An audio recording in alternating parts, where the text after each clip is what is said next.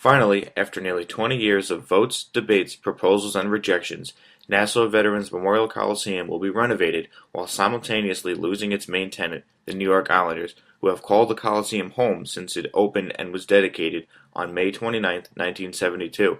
Within the past 10 years, the area surrounding the Coliseum has been the center of debates to improve the 77-acre section of land that the arena currently occupies. Islanders owner Charles B. Wong and his Lighthouse Group headed the Lighthouse Project, a plan that first included remodeling of 155 acres of land surrounding the Coliseum. It was highlighted by a renovated Coliseum, 2,300 residences, including 2 hotel and residential towers, sports complex that included a minor league baseball stadium and technology center, and office buildings. In all, the area would become a small city in the shadow of the big city, Manhattan.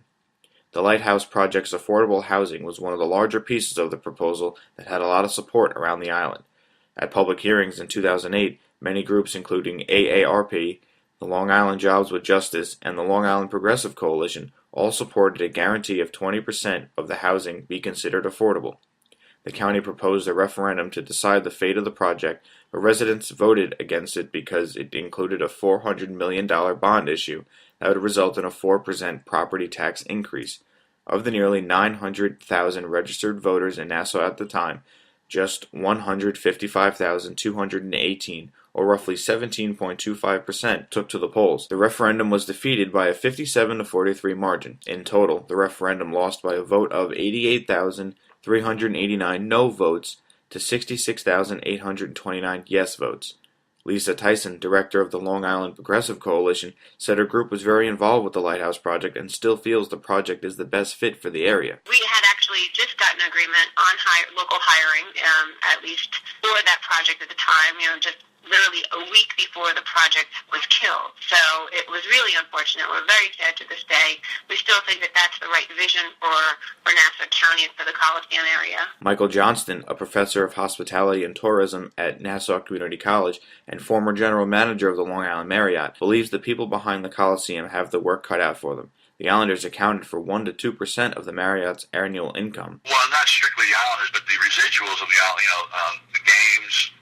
Some of your teams that would stay there at the hotel, a couple nights. So, if you add it all up, they're probably going to be about 1 to 2%. And then, when you're talking about, millions of dollars, 1 or 2% is a lot of money that you don't always, you just don't get back, overnight. You got to go out and find that, business to take the place of that. Nick Hirshon, author of the book Images of America, Nassau Coliseum, isn't convinced that the new Coliseum can succeed without a full-time major sports team, especially one to call their own, such as the Islanders. The idea of attaining the Islanders, and the name Islanders, that this is going to be Long Island's own team, was a very lofty vision. To see the Islanders leave the Coliseum makes you wonder, is this building going to be viable long-term? Coliseum is set to be renovated in August of 2015, and the project will include an outdoor amphitheater, a 13,000-seat Coliseum, shopping, and parking structures.